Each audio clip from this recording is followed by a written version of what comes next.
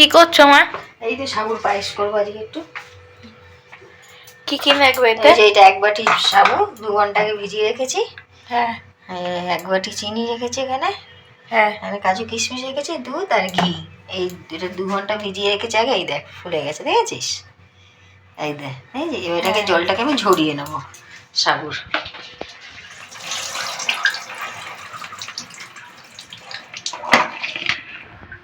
সাবুতে মা দেখো জলে যেটা ভিজিয়ে রেখেছিল সাবুটা এখন জল ঝরানো হয়ে গেছে, এইভাবে রেখে দিয়েছে।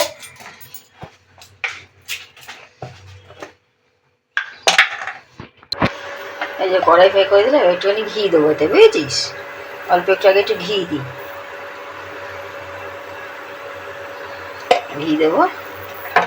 ঘিয়ের মধ্যে এই কাজু আর কিশমিশটা একটু ভেজে আমি তুলে নেবো আগে, বুঝেছিস?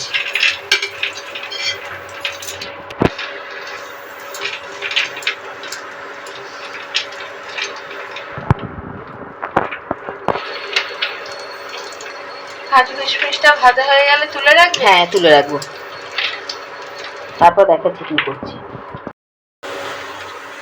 কাজু কিশমিশ ভাজা হয়ে গেছে? হ্যাঁ, এবার তুলে নিচ্ছি আমি। আলাদা একটা পাত্রে ওটা তুলে নিচ্ছে এখন। এই যে কাজু কিশমিশটা তুলে রেখেছে এখন।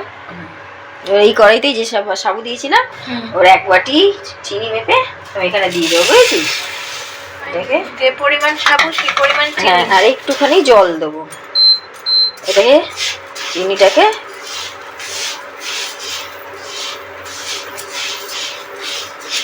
জল দিয়ে একটুখানি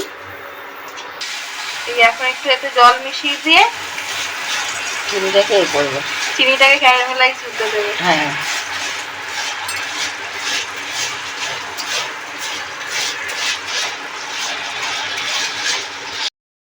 এই দেখো চিনিটা কালার এসে গেছে পুরোপুরি। এখন গ্যাস অফ, মানে ইন্ডাকশনটা মা অফ করে দেবে।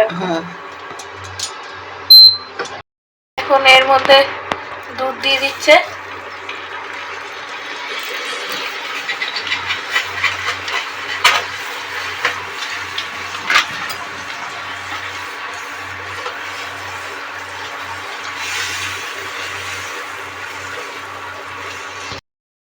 দুধটা ভালো করে জাল দিয়ে নিক, তারপর আবার তোমাদের সাথে শেয়ার করছি। জাল দেওয়া হয়ে গেছে, আর জাল দেওয়ার পর দেখো কি সুন্দর কালারটা এসছে।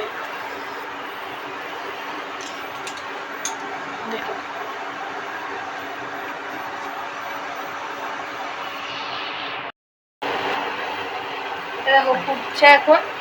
আর এখন এর মধ্যে এই যে সাবুটা ভেজানোটা আমি দিয়ে দেবো।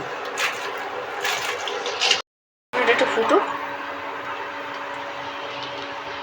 দেবো। এই যে ভেজে রেখেছিলাম বাদাম আর কিশমিশটা দিয়ে দেবো।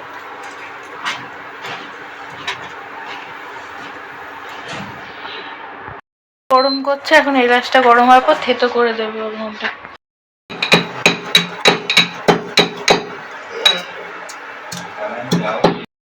এবার ঘি আর ওটা দিয়ে নামিয়ে দেবো।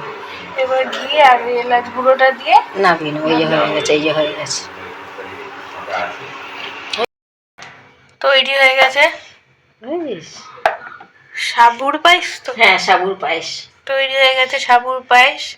আমি খেয়ে বলবো এখন কেমন হয়েছে। এই যে কালারটাও মারাত্মক এসছে। দেখ, খেয়ে দেখ কেমন হয়েছে।